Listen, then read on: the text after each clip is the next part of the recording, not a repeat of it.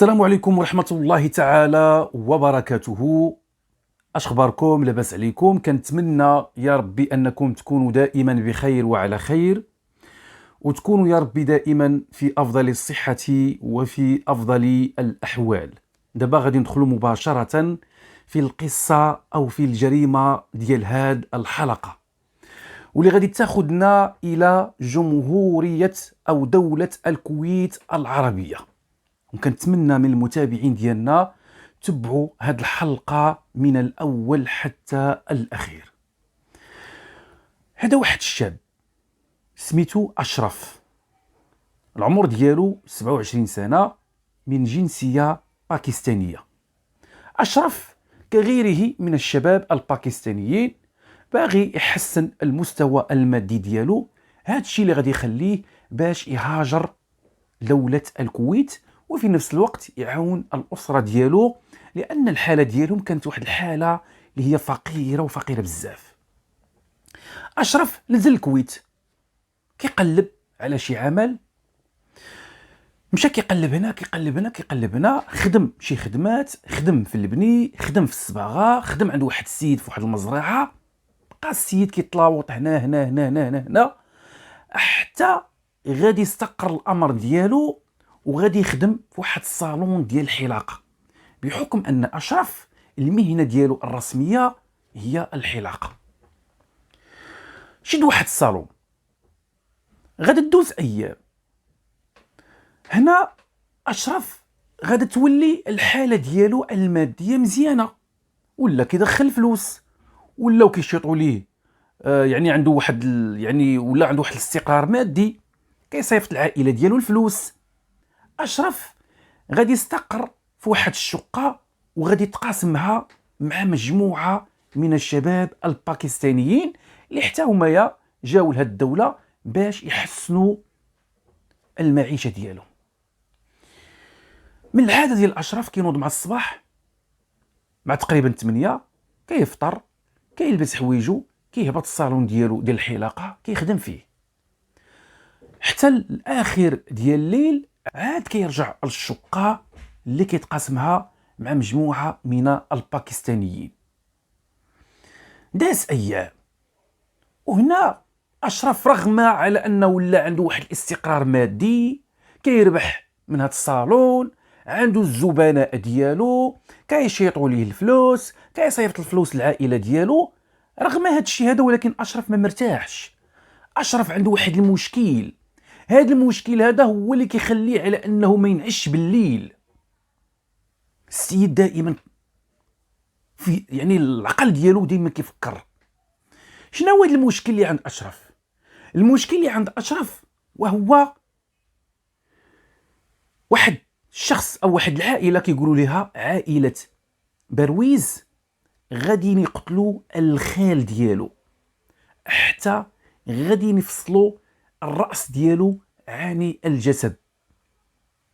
مشكل اخر عاوتاني، وهو واحد الشاب اللي هو سميتو برويز، اللي هو من العائله ديال برويز، اللي هو الاب ديال برويز، اللي هو هذا الشخص هذا اللي قتل الخال ديال اشرف. ولدو تزوج بالسيده اللي كيبغيها اشرف، كان كيبغي واحد الفتاه، وكان يعني كينوي على انه باش يتزوج بها. كينوض هاد الشاب هذا كيتزوج بها، بحالة خطفها ليه. هاد الشاب اللي هو تا هو سميتو برويز، حتى هو يكين في الكويت، وحتى هو يكين في نفس المجموعة اللي كاين فيها أشرف، وهاد الشاب هذا حتى هو يخدم في هاد الدولة. هنايا أشرف غادي يدخل في العقل ديالو برويز، باغي يقتلو بأي طريقة، من جهة باش ياخد ثأر العائلة ديالو في المقتل ديال الخال ديالو، من جهة أخرى باش يتزوج بالبنت اللي كيبغيها هوايا، اللي هي الزوجة ديال هاد الشاب اللي هو برويز. بقى كيفكر كيفكر كيفكر كيفكر، ودخل برويز في العقل ديالو مزيان. واحد النهار صافي غادي يعزم على انه غادي يقتل برويز. واحد النهار غادي يمشي اشرف عند واحد الجوج ديال الشباب، واحد سميتو سيد محمد وواحد سميتو جمال. غادي يقترح عليهم على هذا الموضوع هذا باش يقتلوا برويز.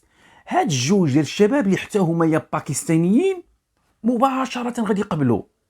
هنا غتسولوني غتقولوا لي علاش قبلوا مباشره باش يديروا هذا الاتفاق باش يقتلوا برويز؟ علاش؟ جمال وسيد محمد حتى هما عندهم مشكل مع برويز، باعتبار على انه برويز كيتسالهم الفلوس، كيتسالهم فلوس كثيره. ودائما هاد الشاب هذا كيقول سيد محمد وكيقول جمال عطيوني رزقي بغيت رزقي، ودائما كتكون مشادات كلاميه بيناتهم، كيكون صراعات بيناتهم، كيدخلوا هاد الشباب هادو اللي كيسكنوا معاهم كيفرقوهم بيناتهم، دائما كاين مشاكل. اتفقوا بعضياتهم على انه باش هادو يقتلوا برويز، باش هما ما يبقاوش عندهم مشكل مع هاد الشخص هذا ديما تابعهم على رزقه. وكذلك اشرف بغى يقتل برويز من جهه ياخذ الثأر ديال العائله ديالو لان بواه قتل لي خالو، من جهه ثانيه باش يتزوج بالبنت اللي كيبغيها هوايا اللي هي الزوجه ديال برويز. اجتمعوا اتفقوا. هنا غادي يستقر الفكر ديالهم على انه غادي يقتلوا برويز داخل الشقه اللي كيتقاسموها، ولكن غادي يكون عندهم واحد المشكل. الا قتلوا داخل الشقه غادي تبقى الدمايات، الامر ديالهم غادي تفضح. بان لهم على ان هذا الامر هذا ما خدامش. بقاو كيفكروا هما يفكروا في واحد الخطه اخرى. شنو هي الخطه؟ قالوا غادي نمشيو للصالون ديال الحلاقه، يعني نقتلوه في الصالون ديال الحلاقه وغادي ندفنوه من وراء الصالون. جابوا واحد الفاس، جابوا واحد الباله، بداو كيحفروا في الجنب ديال للصالون، كيحفروا هنا وما يلقاو واحد المشكل. بداو كيحفروا هما يخرجوا في الطبقه الاسمنتيه. شافوا حتى هذه الخطه فشلات لهم، وشافوا ايضا بان هذا المكان ما كيصلحش باش يكون قبر البرويز. مشكله هذه. عاوتاني بداو فكروا على انهم يستدرجوا برويز للصالون ديال الحلاقه ديال اشرف، وتما غادي يقتلوه، وتما غادي يقطعوا الجثه ديالو وغادي يديروها في واحد الباليزه او في واحد الشنطه وغادي يتخلصوا منها في شي مكان ديال الازبال. هنا غادي يستقر الفكر ديالهم، وشافوا بان هذه الخطه غادي تكون ناجحه. مشاو عند برويز او غينوض محمد او سيد محمد وكذلك جمال، غادي نمشيو عند برويز. قالوا لي الامانه ديالك راه كاينه، وحنا الفلوس ديالك راه غير دبرنا عليهم، مشينا عند اشرف هو اللي سلفنا باش نرجعوا لك رزقك، ودابا يا غتمشي معنا للصالون ديال الحلاقه ديالو، الامانه راه كاينه واشرف غادي يكون شاهد على كل شيء. السيد شاف راسو بانه رزقه غادي ياخذو، وهو ما فراسوش بانه غادي يمشي النهايه ديالو المحتومه اللي غتكون كارثيه. مشى معاهم، دخلوا الصالون ديال الحلاقه، استقبلهم اشرف، قال لي دخل ريح مع راسك، انا غنوجد لك واحد الكاس ديال اتاي. مشى كيطيب لي واحد الكاس ديال اتاي، اعطاه ليه، قال لي شرب مع راسك اتاي. الاخر بدا كيشرب، خرج من البيت وفين مشى خدا واحد المطرقه فايت اليوم كانوا مخبينها وموجدين ليه الجناوه وموجدين كاع الادوات ديال التقطيع بما فيها الشنطه. وقبل هذا الشيء هذا اش داروا؟ جاب هاد اشرف جاب واحد اللوحه خشبيه كبيره وحطها على الواجهه ديال الصالون باش ما يشوفهم حتى شي واحد. جاء اشرف بدا كيتسلت الاخرين مريحين مع كيلاهيو فيه في الهضره. اشرف دخل كيتسلت، هاز معاه واحد المطرقه وينزل عليه بالجد على يعني بالقوه ديالو كلها. السيد طاح كيف تفد، ما تحركش. غينوض هنايا اشرف ولا هادوك صحابو اللي هو سيد محمد وجمال كتفوه بالحبل، لواو عليه الحبل كتفوه. غينوض هنايا اشرف غادي يجيب الجنويه وغيبدا كيذبح فيه حتى غادي يحيد الراس ديالو، او غادي يفصل الراس على الجسد كيف ما تعمل الخال ديالو. هادو حتى هما الهام ديالهم هو باش يتفكوا منه وما يبقاش يقول لهم عطوني رزقي عطوني رزقي عطوني رزقي. غتبدا عمليه اخرى، غادي نشدوه وغادي نقسموه من النص، قسموه، فصلوا الرجلين على باقي الجثه، قسموه من البطن. بعد ذلك غادي نشدوه، غادي نبداو كيقطعوا في الجثه ديالو حتى قطعوا اطراف، شدوا الجثه داروها وسط الشنطه، الراس حتى هو فصلوه بوحدو، داروه يعني كلكموه على الحوايج ديالو. غيشدوا الشنطه وغادي نديوها لواحد المنطقه، يعني بالليل لواحد المنطقه كاينه في خيطان. تخلصوا من الجثه وغادي يكملوا الطريق ديالهم حتى غادي يوصلوا لواحد المنطقه صحراويه، حتى ما غادي يدفنوا الراس ديالو مع باقي اللباس ديالو اللي كان كله عامر دمايات. وهنا قالوا صافي غادي نطمسوا المعالم ديال الجريمه، صافي تفكينا منه. هذا انتقم العائله ديالو، وهادو صافي حتى هما يعني والهدف ديالو كذلك باش يتزوج ليه بالزوجه ديالو، وهادو حتى هما باش يتفكوا منه ما يبقاش يقول لهم عطيوني رزقي. رجعوا للصالون، غسلوا الصالون من الدمايات، طمسوا كاع المعالم ديال الجريمه. الغد اللي مع الصباح شي ناس كانوا دايزين، او هاد الناس ديال المنطقه ديال الخيطان كانوا دايزين بالقرب من المزبله حتى غادي يشوفوا واحد الشنطه مليوحه. قربوا ليها، حلوها، وهما يلقاو وسط منها جثه ادميه مقطعه بدون راس. جاو المباحث هنا غادي يلقاو بالفعل شنطه وسطها جثه ادميه مقطعه الى اطراف. داوها المستودع ديال الاموات. هنا اول حاجه غادي يديرها الضابط ديال المباحث، طالب برفع البصمات ديال اليدين ويطابقوها مع البصمات الموجوده في الاداره ديال التحقيق الشخصيه، وبهذه الطريقه استطاعوا باش يتعرفوا على الهويه ديال الضحيه، وكذلك باش غادي نستخرجوا الصوره ديالو. الصوره ديالو غادي نوزعوها على كل رجال المباحث. بداو كيبحثوا من بعد ما عرفوا على انه من جنسيه باكستانيه دخل اراضي الكويتيه. بداو كيبحثوا يعني بالاستعانه بالصوره ديالو، حتى غادي يجيو شي ناس غادي يقولوا بان هذا السيد هذا راه ساكن في المنطقه الفلانيه في الشقه الفلانيه وكيتقاسمها مع مجموعه من الاشخاص. غادي يتم اعتقال 10 اشخاص اللي كيسكنوا مع برويز، بما فيهم هاد 3 اللي هو اشرف وسيد محمد وجمال. شي ناس من هاد اللي تم الاعتقال ديالهم كيقولوا بانه راه كاين واحد المشكل ما بين اشرف وما بين برويز، بحكم على ان العائله ديال برويز قتلات الخال ديال اشرف. ايضا كيقولوا هاد الناس هادو كاينه كذلك شي عداوه ما بين سيد محمد وجمال مع الضحيه، لان الضحيه كان كيتسالهم الفلوس. جابوا اشرف، وهنا الضابط ديال المباحث غادي يركز على هاد النقطه في البحث، بحكم على ان كاين ثأر ما بين برويز واشرف. ركزوا معاه في البحث مزيان، ضغطوا على اشرف، يعني التحقيقات هنا في الاخر غادي يقول لهم انا سيدي غادي نقول لكم الحقيقه كلها، وانا سيدي راه ماشي انا اللي قتلت برويز، اللي قتل برويز راه هو محمد او سيد محمد وجمال.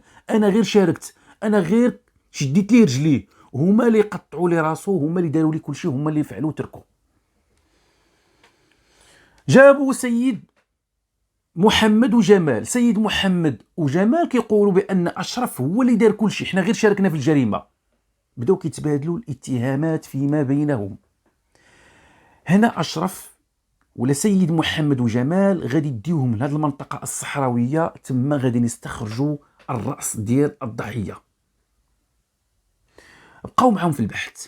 في الاخر اشرف غادي يعترف على انه هو اللي قتل او هو اللي ذبحو وحيد ليه راسو، ولكن سيد محمد وجمال شاركوا في الجريمه، قطعوا معاه الجثه. سبب الاقدام ديالو على الجريمه امام الوكيل ديال النيابه كيقول الهدف هو انني خديت الثأر بالعائله ديالو بسبب الاب ديال برويز هو اللي قتل لي خالي، كذلك درت هذا الشيء هذا باش انايا نتزوج بالزوجه ديالو لانني كنت كنبغيها. الاخرين حتى هما غيعترفوا، غيقولوا حنا شاركنا في الجريمه لان برويز كان كيتسنى فلوس. مشاو المحكمه، كلهم غادي يتراجعوا على الاقوال ديالهم وغيقولوا بانه حنا ما عندناش علاقه بالجريمه. اشرف محمد كيقول ان هذا السيد ما كنعرفوش وما عندي به حتى شي علاقه. هادو حتى هما كيقولوا هذا السيد هذا حنا ما كنعرفوش وما عندنا به حتى شي علاقه. المحاميين ديالهم اثناء المرافعات كل واحد وكيدافع على المتهم او على يعني الموكل ديالو، كيقول موكلي ما عندوش علاقه بالجريمه. المحامي ديال اشرف كيقول اسيدي اشرف ما عندوش علاقه بالجريمه، راه هادو هما اللي قتلوا. هادو المحاميين ديال هادو كيقولوا حتى هما هادو ما عندوش علاقه بالجريمه، اشرف هو اللي قتل. المهم غادي نجيو للحكم. الحكم اش غيكون؟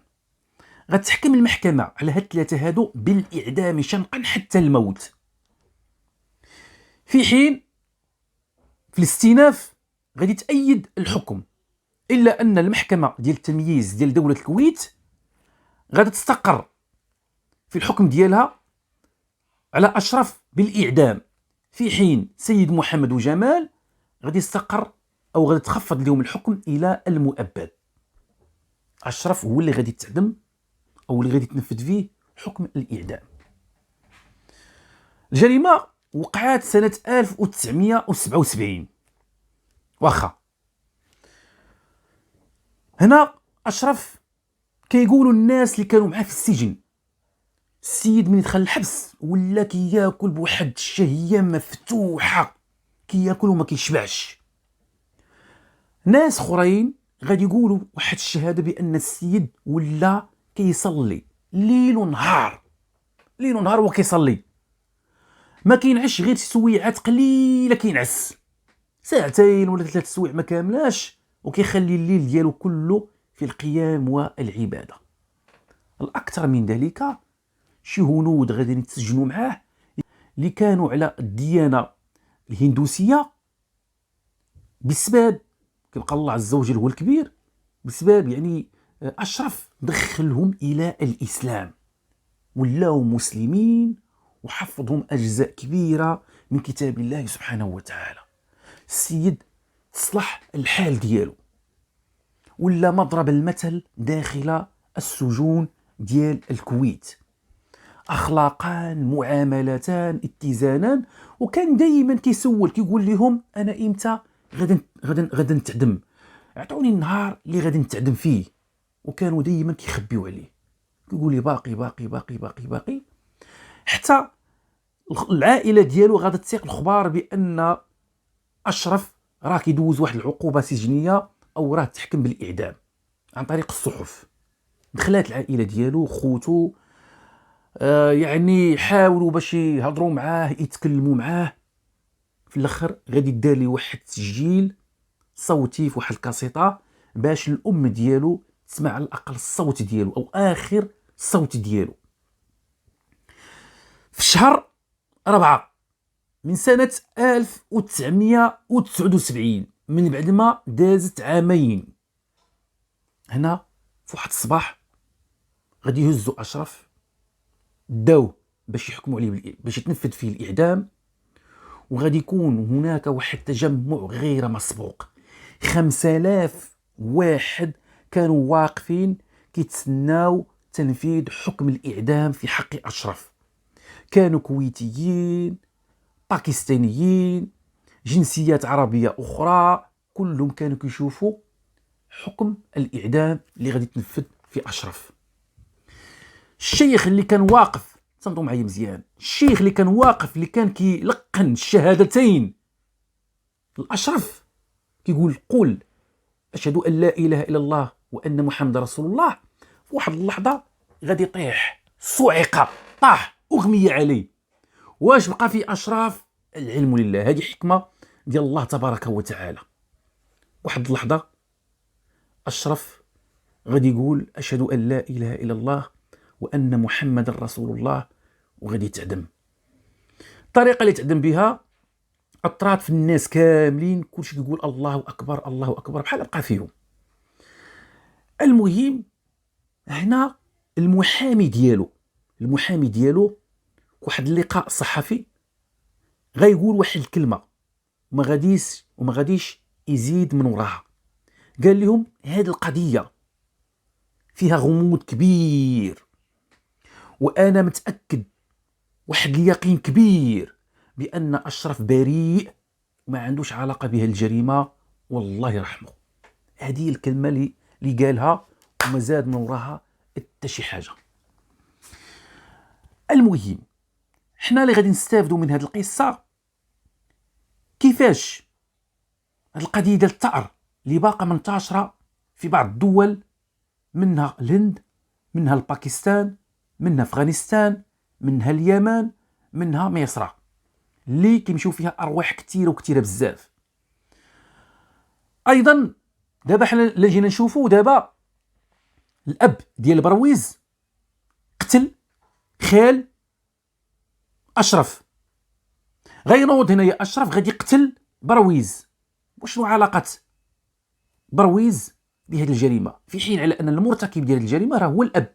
على الله كره الأب راه مات، واللي أدى الثمن في هذا الشيء كله هو الابن، واحد الشاب اللي مازال باقي في مقتبل العمر، يلا عنده تقريبا هذيك 25 سنة، هو اللي أدى الثمن في هذا الشيء هذا كامل. وعم الله عاوتاني غتنوض عاوتاني العائله ديال برويز وغتمشي تقتل شي عنصر اخر عاوتاني كاين في يعني من العائله ديال اشراف، يا خوه يا اختو. يعني كيبقى هذا المسلسل ديال الثأر، والمسلسل ناخذ بطاري نقتل هذا، وهذا الشيء هذا مازال كنعيشوه ليومنا هذا في بعض الدول العربيه، منها مصر، منها الباكستان، منها أفغانستان، منها اليمن. ولا حول ولا قوه الا بالله العلي العظيم. وكانت هذه القصه ديالنا ديال هذه الحلقه، والى لقاء اخر باذن الله. تهلاو في راسكم، والسلام عليكم ورحمه الله تعالى وبركاته.